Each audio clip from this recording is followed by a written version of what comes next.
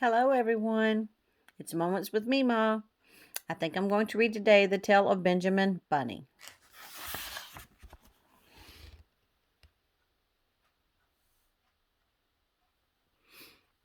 One morning, a little rabbit sat on a bank. He pricked his ears and listened to the trit trot of a pony. A gig was coming down the road.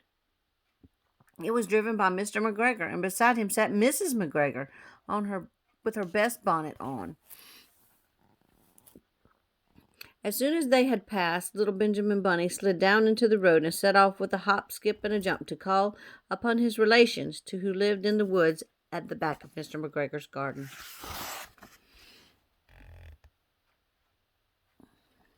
That wood was full of rabbit holes, and in the neatest, sandiest hole of all lived Benjamin's aunt and his cousins, Flopsy, Mopsy, Cottontail, and Peter.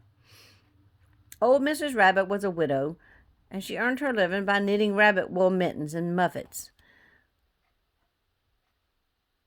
She also sold herbs, rosemary, and tea, and rabbit tobacco, which is what we call lavender. Little Benjamin did not very much want to see his aunt. He came around the back of the fir tree and nearly tumbled upon the top of his cousin Peter. Peter was sitting by himself. He looked poorly and was dressed in a red cotton pocket handkerchief. "Peter," said little Benjamin in a whisper, "who has got your clothes?"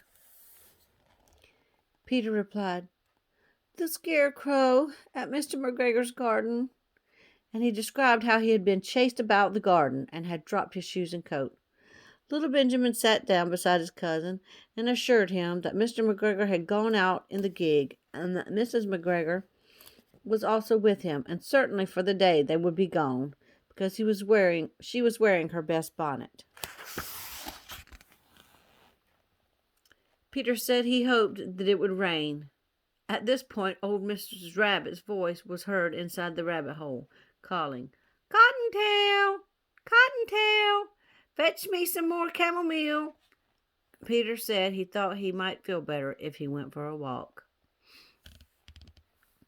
They went hand in hand, he and Benjamin, and got upon the flat top of the wall at the bottom of the woods. From here they looked down into Mr. McGregor's garden. Peter's coat and shoes were plainly to be seen upon the scarecrow, topped with the old tam o' shanter of Mr. McGregor's. Little Benjamin said, "It spoils people's clothes to squeeze under the gate. The proper way to get in is to climb down a pear tree." Peter fell down head first. It was of no consequence, as the bed below was nearly raked and quite soft. It had been sown with lettuces, and they left a great many odd little footmarks all over the bed, especially little Benjamin, who was wearing clogs. Little Benjamin said that the first thing to be done was to get back Peter's clothes in order that they might be able to use the pocket handkerchief. They took them off the scarecrow. There had been rain during the night, there was water in the shoes, and the coat was somewhat shrunk. Benjamin tried on the tam o' shanter, but it was too big for him. Then he suggested that they should fill the pocket handkerchief with onions as a little present for his aunt. Peter did not seem to enjoy himself. He kept hearing noises. Benjamin, on the contrary, was perfectly at home and ate lettuce leaf, and he said that he was in the habit of coming to the garden with his father to get lettuces for their Sunday dinner. The name of little Benjamin's papa was old Mr. Benjamin Bunny. The lettuces were certainly very fine.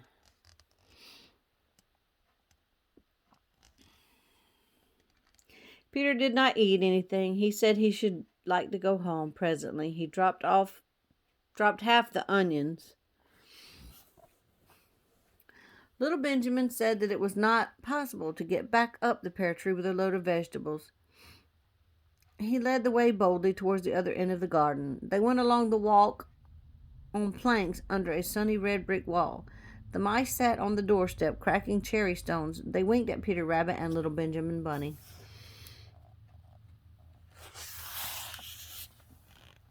Presently, Peter let the pocket handkerchief go again.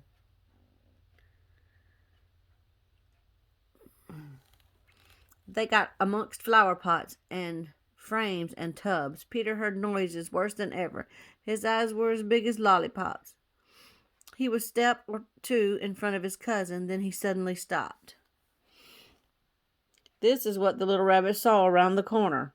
Little Benjamin took one look, and then in half a minute, less than no time, he hid himself and Peter and the onions underneath a large basket. The cat got up and stretched herself and came and sniffed at the basket. Perhaps she liked the smell of onions. Anyway, she sat down upon the top of the basket. She sat there for 5 hours. I cannot draw you a picture of Peter and Benjamin underneath the basket because it was quite dark. And because the smell of onions was fearful, it made Peter Rabbit and little Benjamin cry.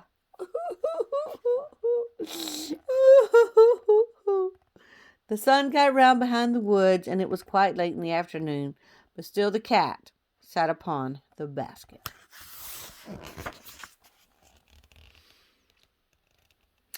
At length there was a pitter-patter, and some bits of mortar fell from the wall above.